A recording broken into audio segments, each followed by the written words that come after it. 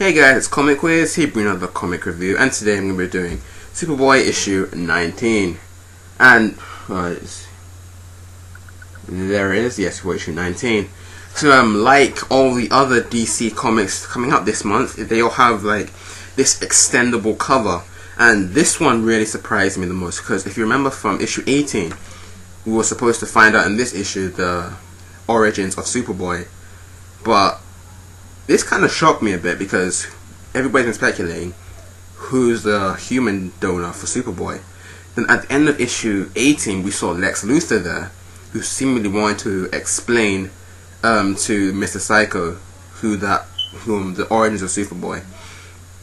But and then I kind of said that maybe it was Lex Luthor because he was there and everything. But when we find out it's not Lex Luthor, but in fact, because when you see in the extendable cover, oh crap, sorry, wrong way. We see in the extendable cover, it is Lois Lane, unraveling the secret origins of the son of Lois Lane and Superman. So Lois Lane is Superboy's human donor. At first, when I saw it, I was like, alright, why? What is her relevance to this if she's going to be the human donor? What's her part in this? And this issue actually explains that. But to start off with, it starts off explaining about, because pretty much it's Harvest telling the story of the Superboy's origins. So it starts off with Harvest. We'll find out more about him. That he's from the future, the 30th century, yeah, the late 30th century, I think. So apparently, in his world there was war going on, and we also find out that he's actually human as well, which I didn't know. So we find out he's a human. He's from the late 30th century, and there was a war going on between humans and meta-humans. Pretty much, the superheroes that we have in the current continuity, apparently in the future generations, they're gonna turn evil and wage a war against regular people. So Harvest was a commander in the military. He was fighting against them, and pretty much just doing what your average soldier does, fighting to protect. So we found that he also had a son. But this war wasn't really personal for him until we find out that his son named Ven, who's about like 4, maybe 5, is captured and killed by one of these metahumans, which pretty much leads to the reason why Harvest hates metahumans so much and why he started up nowhere and everything. But I'll get into that in a minute. So when his son dies, he pretty much this war becomes personal for him. He hates metahumans now. So he realizes that this war won't end. Because there are too many metahumans, but the only way to defeat them is if you go back in time and pretty much take them on when there were few of them, because now there are millions of them around the world. So that during this time, the scientists of the world start to experiment on pretty much time travel, and this is before time bubbles were invented. This is pretty much the prototype for time bubbles they get in the Legion's time period. So then we find out that this method of exposing somebody to chronal energy, and this gives them the ability to jump through time. So Harvest does this, and he's also managed to do some research on current events during history, and decides to go back to during the time of the first metahuman, which is Superman. Because he hates Superman, especially because he says that Superman's kickstarted all this metahumans, humans having to rely on these heroes to do everything, and then they turn on them. So he hates Superman in particular because he kickstarted all this.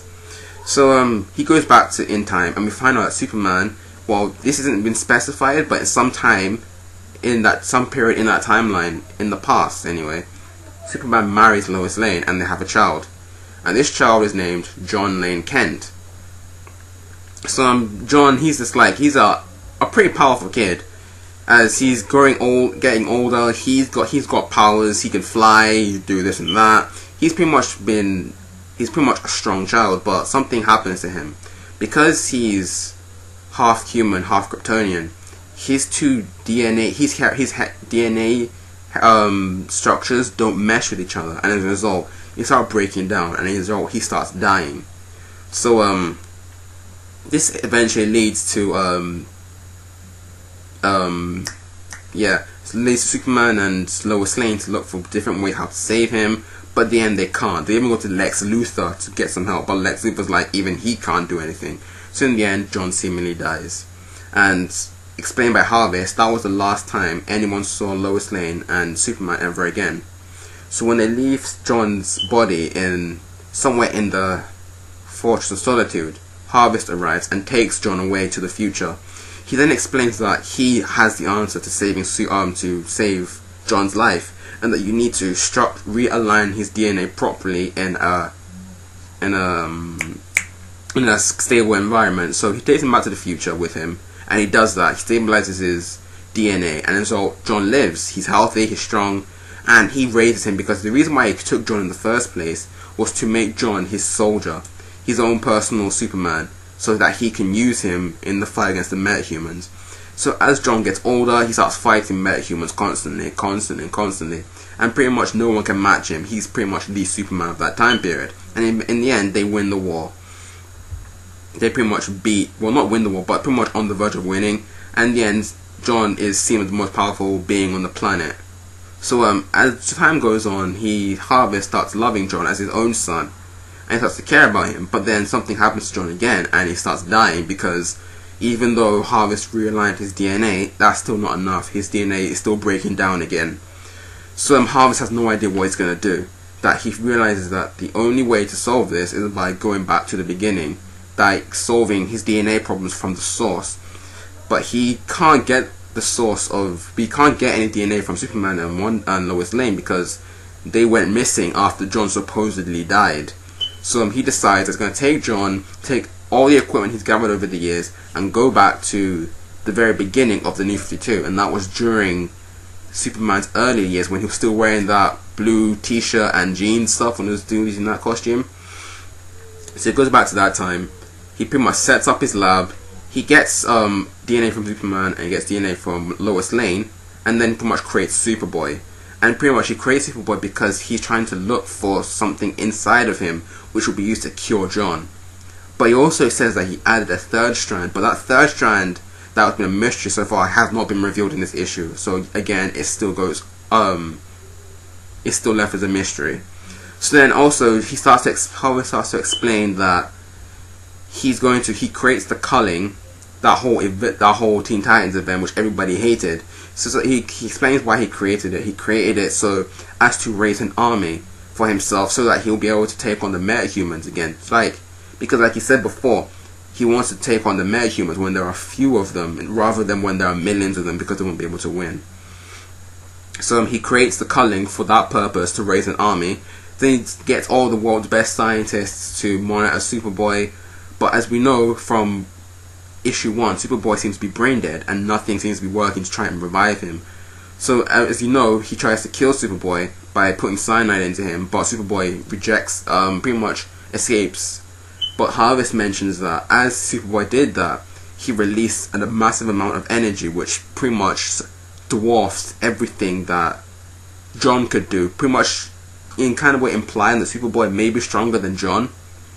And also to mention that Jon and Superboy, not only do they look exactly alike, but they have the exact same powers as well, just to mention that as well. So yeah, that kind of implies that Superboy may be much more powerful than Jon.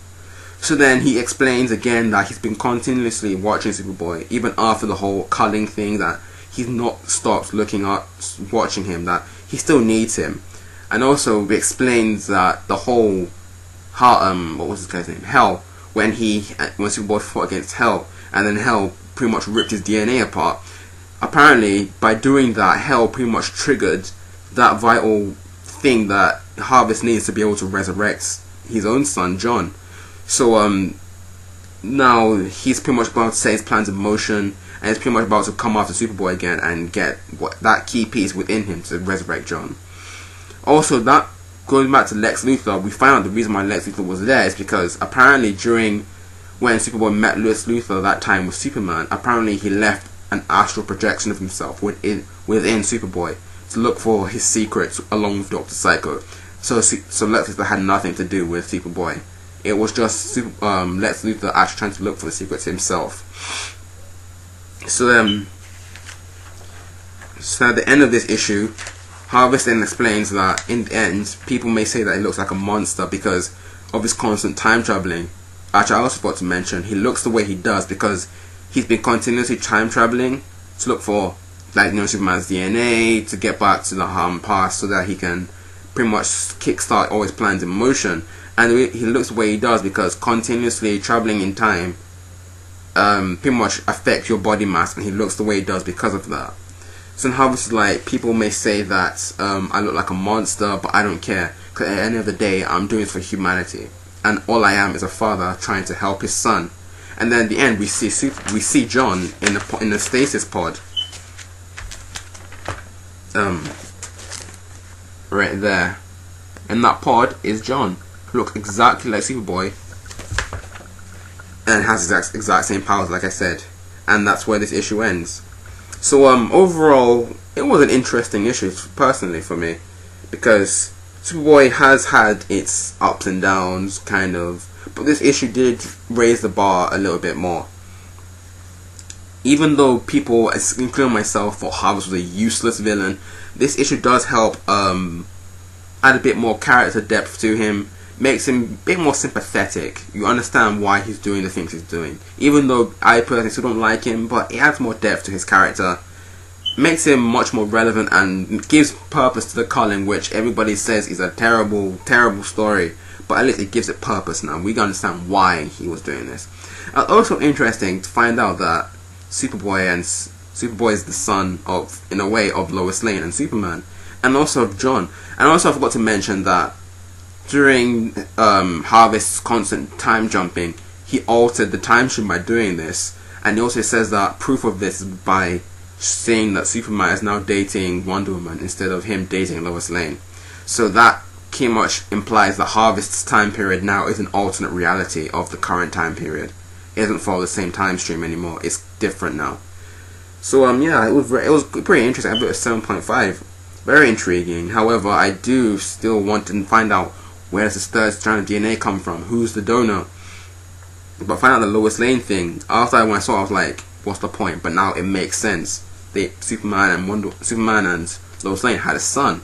So now, where does this leave Lois Lane? Superboy, will they meet? What kind of relationship will they have? This raises so much questions for the future, which it was very interesting. Because now they've given Superboy a mother, but when she finds out, will she be a mother figure to Superboy? Who knows? Because I always thought that when they were saying that Superboy may have a mother in the future, I thought it would be like Caitlin Fairchild, but now it's Lois Lane. Who knows what kind of dynamic this will play between Superman, Superboy, and Lois Lane? What will this do to their relationships? So yeah, overall I give it a 7.5. This was very interesting. I personally liked it.